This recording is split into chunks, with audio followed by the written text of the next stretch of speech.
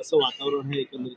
मला वाटतं की उत्तम वातावरण आहे आणि आमचं उत्तम वातावरण आहे त्याच्यामुळे काल रात्रभर भारतीय जनता पक्षाने पैसे वाटले.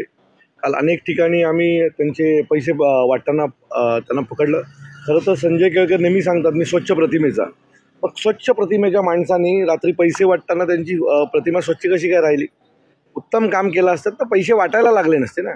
सो उत्तम काम करायचं नाही, फक्त पक्षाच्या जीवावर निवडून यायचं आणि त्याच्यानंतर मग ज्यावेळेला कळतं की लोक सोबत नाही त्यावेळेला पैसा वाटायचा काम करायचं असं काही चित्र काल रात्रभर ठाण्यात होतं आणि मला वाटतं की ते सोशल मीडियाच्या माध्यमातून काल घरोघरी पोचलेलं आहे.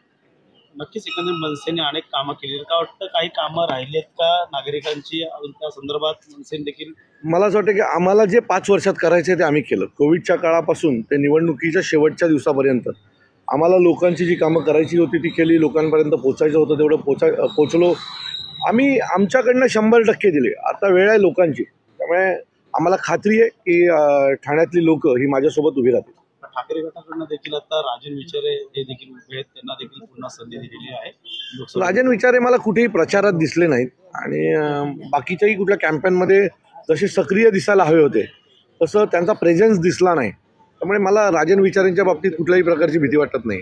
ठाण्यासाठी खास प्रयत्न करत आहेत राज ठाकरे देखील सभा घेतलेली. साहेबांचं ठाण्यावर विशेष प्रेम आहे, माझ्यावर विशेष प्रेम आहे. त्याच्यामुळे जवळजवळ 3 वेळा साहेब मागच्या निवडणुकीच्या दरम्यान येऊन गेले आणि मी त्यांना खात्रीने शब्द दिलेला आहे की ठाण्याची आमदारकी, ठाणे विधानसभा ही जी आमदारकी क्षेत्र आहे तिथे याच्या पुढे महाराष्ट्र नवनिर्माण सेनेचा आमदार असेल. जास्तीत जास्त टक्केवारी मतदान होईल या ठिकाणी. मला वाटतं की प्रत्येक भारतीयाने किंवा प्रत्येक मतदाराने मतदान केलं पाहिजे. तो अधिकार आहे संविधानाचा.